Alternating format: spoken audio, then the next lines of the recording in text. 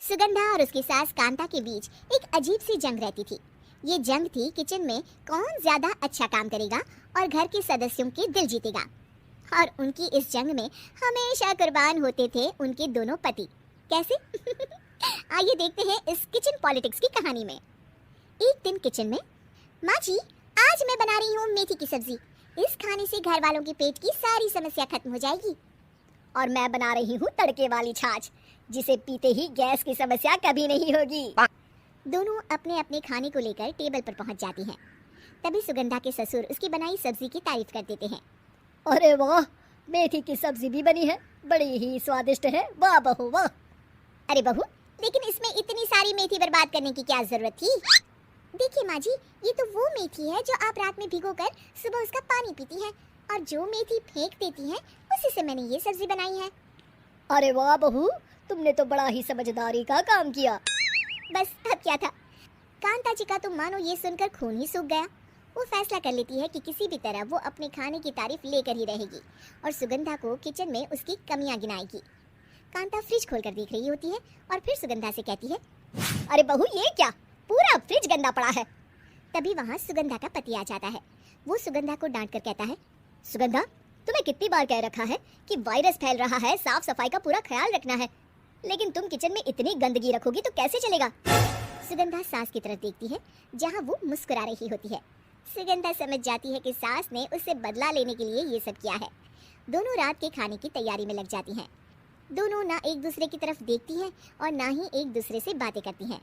रात को खाने की टेबल पर एक एक कर दोनों कई तरह के अलग अलग व्यंजन टेबल पर लगा देती हैं और अपने अपने पति के पास जाकर खड़ी हो जाती हैं। अरे खाइए जी खाइए, मैंने बड़ी मेहनत से बनाया है। प्लेट में वो खाना डालती हैं। सुगंधा भी दोनों की प्लेट में खाना डालते हुए कहती है, बड़ी ही मेहनत लगी है इस खाने को बनाने में। हाँ, दोनों को ना चाहते हुए भी सारा खाना खाना पड़ता है। कहीं दही तो कहीं मलाई तो कहीं मसाला। और इन सब के बाद दोनों बड़ी ही मुश्किल से अपने कमरे में सोने जाते हैं। लेकिन अगली सुबह सुगंधा का पति चिल्ला रहा होता है, हाय रे, हाय मेरा तो पेट खराब हो गया, हाय माँ बहुत दर्द हो रहा है। तो वहीं कांता के कमरे से भी कुछ ऐसी ही आवाज आने लगती है। हे भगवान, इस सास बहू की लड़ाई हमारी जान लेकर रहेगी। जाओ कोई डॉक्टर को बुला कर लाओ। डॉक्टर आते हैं। दोनों को देखकर कांता और सुगंधा से कहते हैं, देखिए आप दोनों इन्हें खाने में हल्का ही दीजिएगा, हो सके तो रात का खाना जल्दी खाया करें और वॉक किया करें। इतना कहकर डॉक्टर वहाँ से चले जाते हैं। जिसके बाद एक बार फिर से दोनों बहुएं किचन में जाती हैं और खाना बनाने में लग जाती हैं। रात में खाने के टेबल पर दोनों एक बार फिर से खाना लगाने लगती है। पापा जी, मैंने ये पतली मूंग की दाल की खिचड़ी के साथ ये पापड़ और पुदीने की चटनी भी बनाई है। अरे बहू, अभी अभी बेचारे पेट की बीमारी से गुजरे हैं, इतना भारी खाना तो डॉक्टर ने भी मना किया है ना। देखिए मैंने आप दोनों के लिए सूप बनाया है। और दोनों उन लोगों की प्लेट में खाना डालने लगती हैं। तभी दोनों एक साथ बोल पड़ते हैं, बस करो, हमें माफ करो, हमें नहीं खाना इस घर में ना खिचड़ी और ना ही सूप। हम इंसान हैं, एक वक्त में एक ही खाना खा सकते हैं।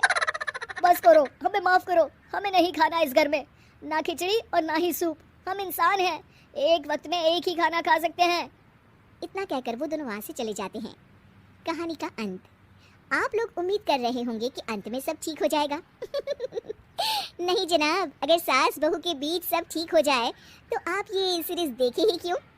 तो मजा लीजिए इस चैनल में सास बहू से जुड़ी कहानियों का, क्योंकि ये ऐसा रिश्ता है जिसकी मिठास उसकी खटास में हमेशा ज्यादा ही